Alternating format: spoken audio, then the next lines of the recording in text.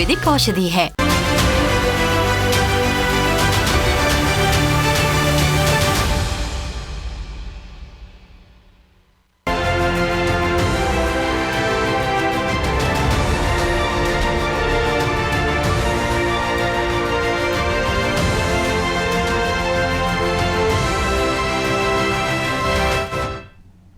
नमस्कार, मैं हूं मनोज वर्मा और आप देख रहे हैं अटेंशन।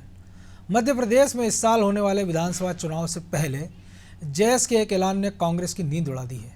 जेएस ने राज्य की 80 सीटों पर चुनाव लड़ने की घोषणा की है। इसका सीधा असर प्रदेश के सियासी समीकरणों पर पड़ना तय माना जा रहा है। हालांकि कांग्रेस और बीजेपी दावा कर रहे हैं कि जेएस से चुनाव लड़ने से उन्हें कोई फर्क नहीं पड़ेगा, लेकिन सवाल ये है कि जेएस के अकेले चुनाव लड़ने के पीछे मकसद क्या है और इससे किसको ज़्यादा फायदा और किसे नुकसान हो सकता है। आज इन्हीं सवालों के जवाब तलाशेंगे, लेकिन पहले ये रिपोर्ट देखिए।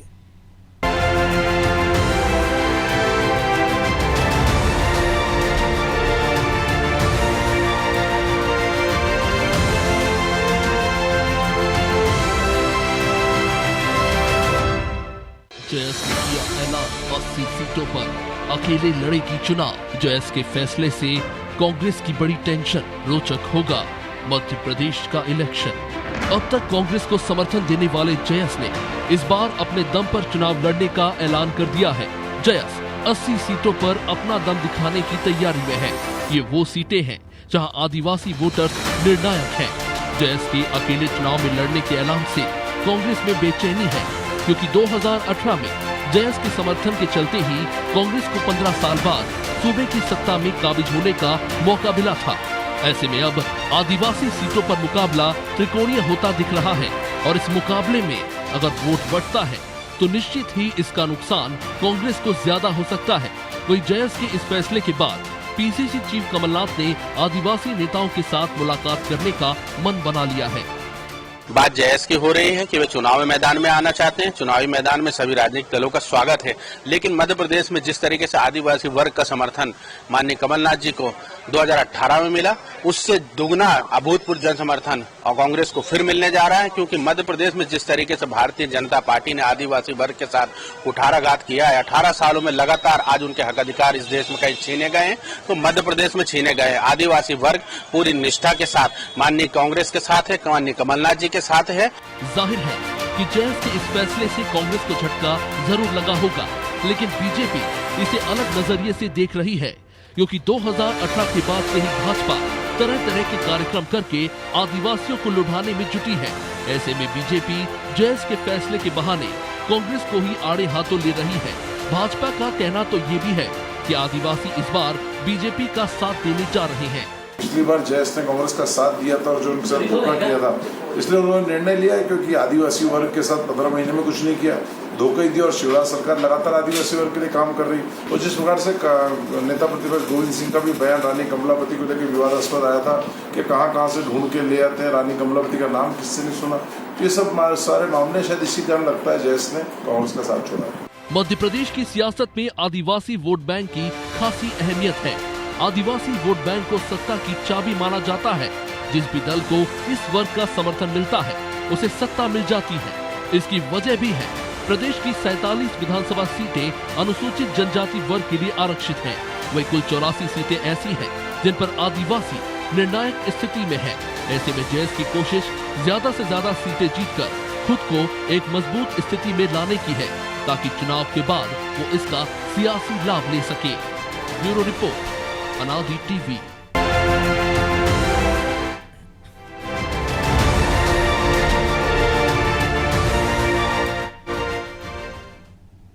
तो इसी मुद्दे पर चर्चा करने के लिए हमारे साथ जुड़ गए वरिष्ठ पत्रकार चंद्रकांत नायडू और हमारे सहयोगी ब्रजेश चौक से।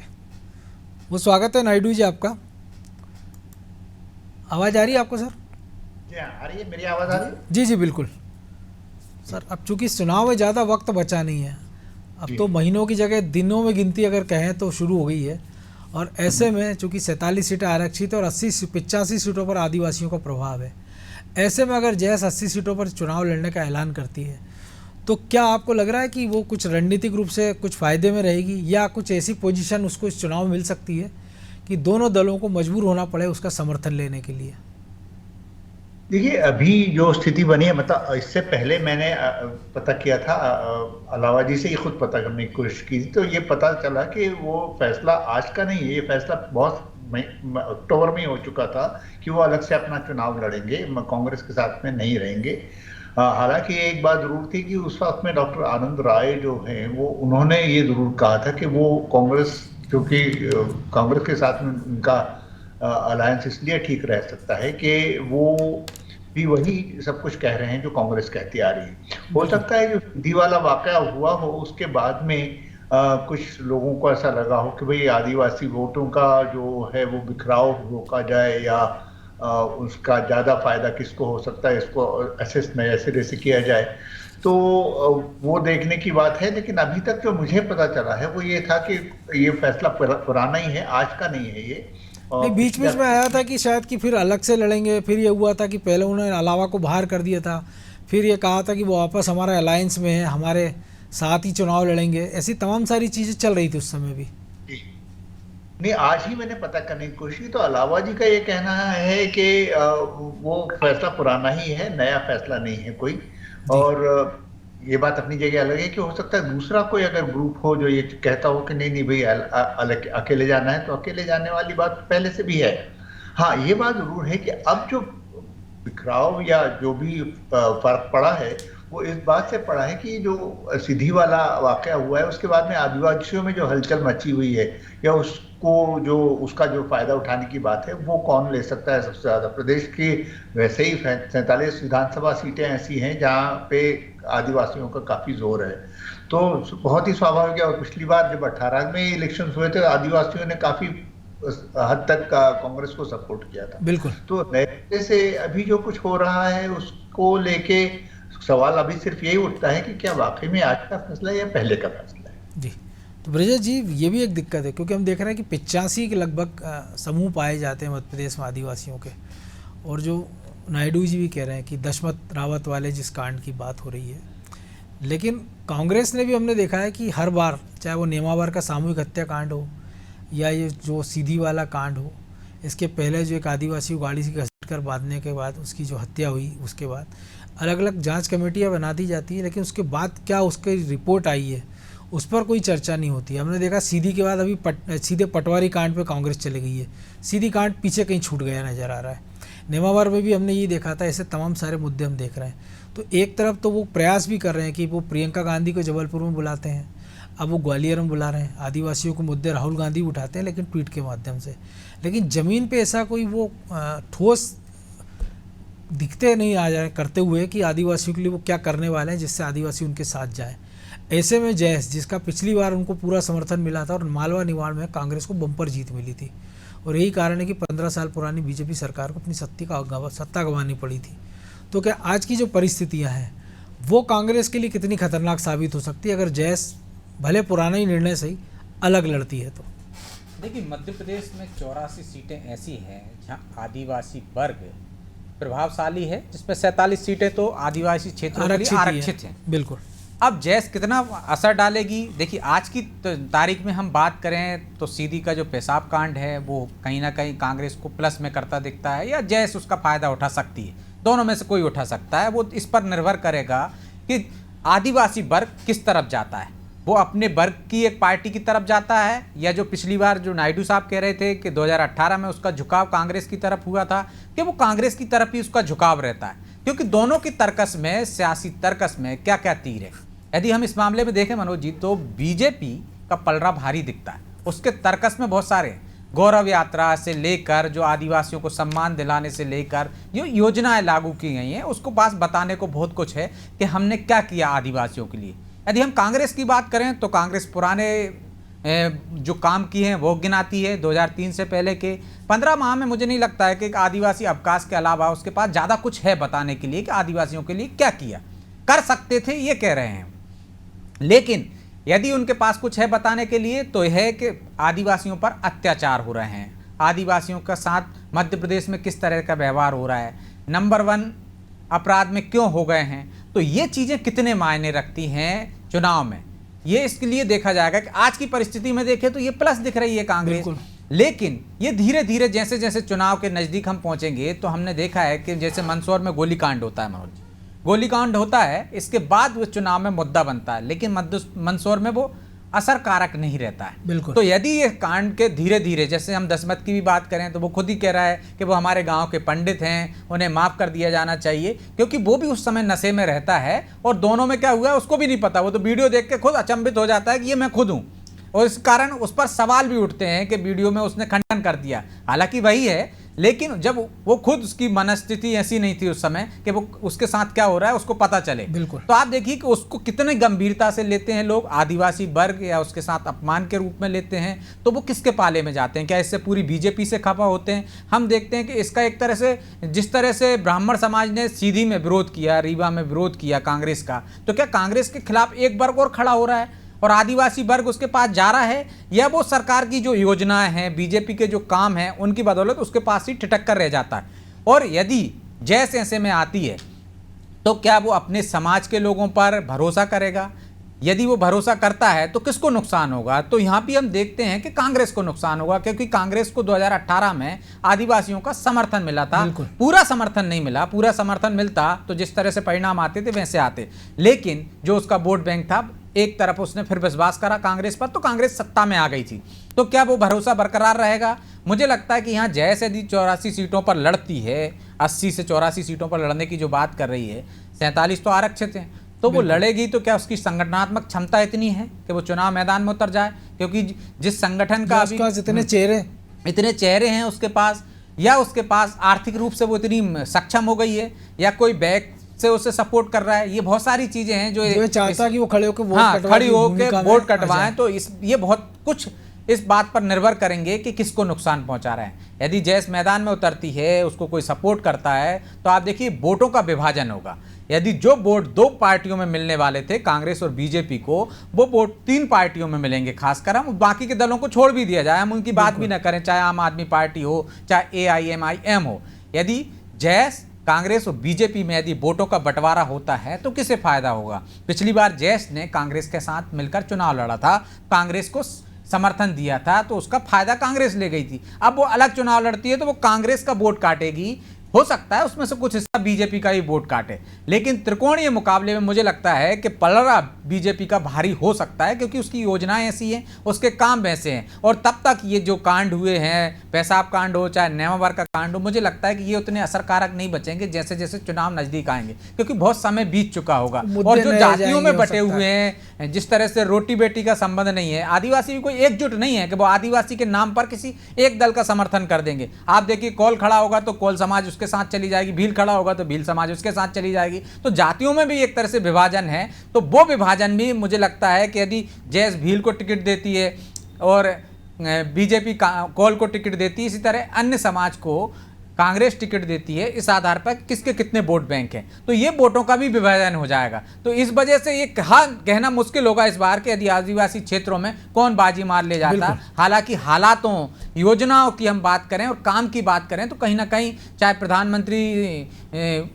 प्रधानमंत्री आवास योजना हो, चाहे केंद्र सरकार की अन्य योजना हो, तो उसमें पलड़ा हम यदि देखें तो बीजेपी का भारी दिखता है योजनाओं के मामले में। लेकिन यदि अत्याचार के मामले में, यदि पेशाब कांड को लेकर आदिवासियों ने वोट दिया, तो हो सकता है उनका रुख कांग्रेस की तरफ जाए, हो सकता है उनका रुख आदिवासी जो संगठन है जैस की तरफ जाए। तो ये निर्भर करता है कि कौन अपनी बात कितनी बेहतर तरीके से आदिवासियों के बीच में ले जा रहा है, उस पर कितना वो भरोसा कर रहे हैं। तब जाकर मुझे लगता है कि त्रिकोणीय मुकाबले में किसकी लॉटरी खुल सकती है, किसको नुकसान हो सकता है, तो चुनाव परिणाम बताएंगे। लेकिन पलड़ा, जो मैंने पहले भी कहा, बीजेपी का भारी दिखता है। बिल्कुल। तो नायडू जी, एक और चीज़ है कि हम देखें अगर कि जैश की वो मूलतः मालवा निवाड़ में ज़्यादा सक्रिय है, जहाँ पे भीलों की आबादी सर्वाधिक, और आदिवासियों, भील और गोंड, ये 2 ऐसी कम्युनिटी हैं जो सर्वाधिक इनके वोट बैंक है।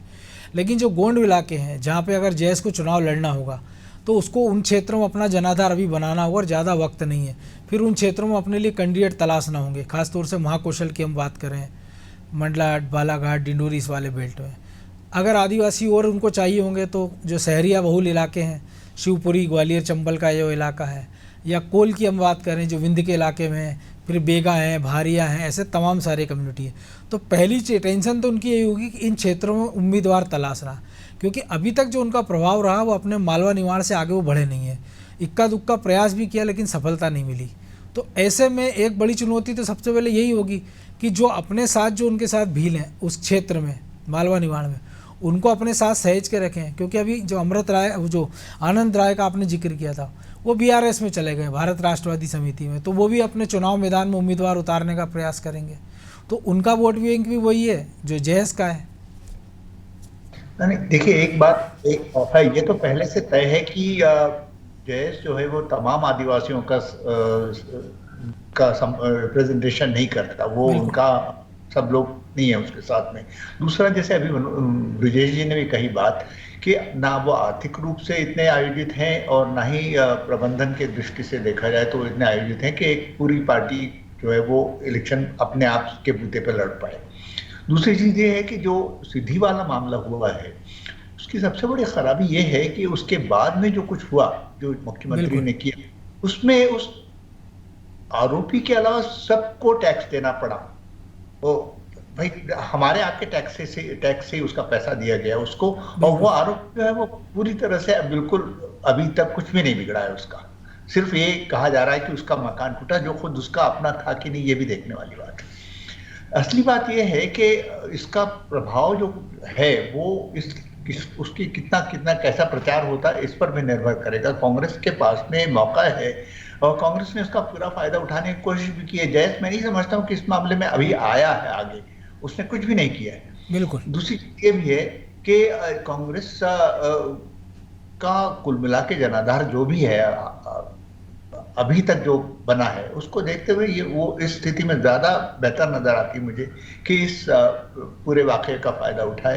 ये जरूर कहा जा सकता है कि भाई ये बहुत सारी ऐसी चीजें हो सकती हैं जो इसको भुला दे, लेकिन देखिए एक चीज और भी है कि आदिवासियों के नाम से जितने कॉस्मेटिक चीजें हुई हैं, जितनी सजावट की चीजें हुई हैं, उससे कहीं ज्यादा नुकसान उनको दूसरे कारणों से हुआ है। उनकी जमीन छीन ली गई है, उसको लेकर आए दिन खबरें आती जा रही हैं कि IAS अफसर्स को सजा मिल रही है और FIR भी हुई है 3-4 अफसरों पर। बिल्कुल। हाँ, तो ये जो चीजें हैं ये कुछ कम, ये अनदेखी नहीं की जा सकती इनकी।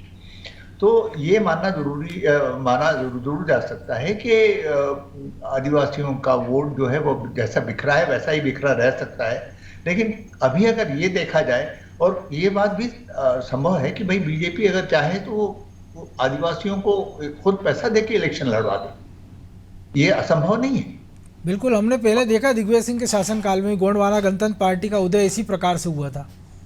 लेकिन ये है कि उस वक्त में उस कैंडिडेट की अगर मान लीजिए ये स्थिति उजागर हो गई कि उसको दूसरे से पैसा मिला है तो वो वोट कहाँ जाएगा इसको भी सोचा जा सकता है। ये अभी नहीं कहा जा सकता कि वो सारा वोट जो है वो बीजेपी के कहने पे जहाँ जाना चाहिए वहाँ चला जाएगा, ऐसा भी नहीं हो सकता जी।